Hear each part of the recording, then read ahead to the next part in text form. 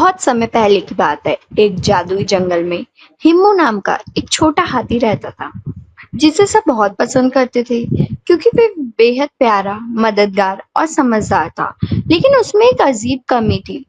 वह हर बात भूल जाता था, चाहे मम्मी हाथी ने उसे फल लाने भेजा हो या टीचर उल्लू ने होमवर्क समझाया हो। वह हर बार रास्ते में कुछ और देखकर सब भूल जाता। एक दिन जंगल में एक बड़ी मुसीबत आ गई।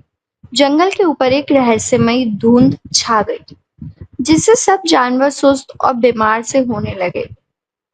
कहा गया कि यह धुंध भूलों की रानी नाम की जादूगरनी फैला रही है, जो बच्चों की याददाश्त चुराकर अपनी शक्ति बढ़ाती है।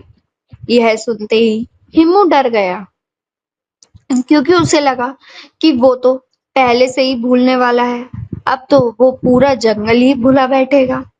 लेकिन उसकी दादी हाथी ने उसे एक पुराना रहस्य बताया।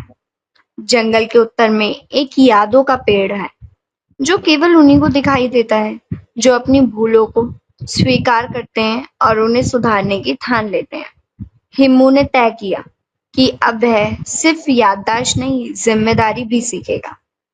रास्ते में उसकी मुलाकात हुई चुलबुली लोमड़ी लाली से, जो पहेलियों की मास्टर थी, और बुद्धिमान कछुआ भोलू से, जो समय का सही उपयोग करना जानता था।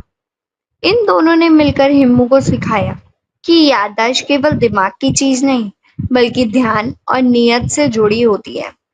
हिम्मू ने हर दिन अपने कामों को एक गाना बनाकर दोहराना शुरू किया, जैसे फल लेने जाऊं, मम्मी को लाऊं, रास्ते में ना खेलूं, ना भूल जाऊं। गाना गाते गाते उसका दिमाग भी तेज होने लगा। पर तभी अचानक भूलों की रानी खुद उसके सामने आ गई और बोली, तू तो मेरा सबसे प्यारा शिकार है, चल मेरे साथ। हिम्मू डर गया, पर लाली ने तुरंत एक चाल चली। उसने रानी से कहा, अगर तुम इतनी ताकतवर हो तो हमारी यादों को भी दोहराओ। रानी हंसी, लेकिन जैसे ही उसने कोशिश की, उसे कुछ याद ही नहीं आया, क्योंकि रानी खुद अपनी बुरी यादें छुपा छुपा कर इतनी भूल चुकी थी कि उसे अपनी असली पहचान भी याद नहीं रही।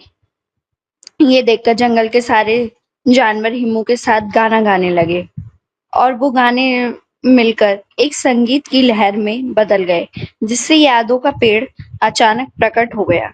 पेड़ की चमकती हुई पत्तियों से एक एक कर सारी अच्छी यादें लौटने लगी, और जंगल की धुंध छट गई। हिम्मू ने पेड़ से आशीर्वाद मांगा कि वो सबकी यादें साफ रखे और साथ ही उसे भी जिम्मेदार बनाए। उस दिन के बाद से हिमू सबसे ज्यादा याद रखने वाला हाथी बन गया। हर नाम, हर काम और सबसे बड़ी बात सीख। जंगल में उसे अब हिमू द मेमोरी चैंपियन कहा जाने लगा, और वह बच्चों को रोज नए खेल के साथ याद रखने की ट्रिक सिखाता। और भूलों की रानी वो भी जंगल में एक टीचर बन गई, जो बच्चों को सिखाती, भूलना कोई बुराई नहीं, पर सीख कर दोहराना ही ये असली समझदारी है। इस कहानी से हमें यह शिक्षा मिलती है, याददाश्त को सुधारने के लिए ध्यान, अभ्यास और जिम्मेदारी जरूरी होती है। भूलना स्वाभाविक है, लेकिन उसे सुधारने की कोशिश करना ही असली बुद्धिमानी है।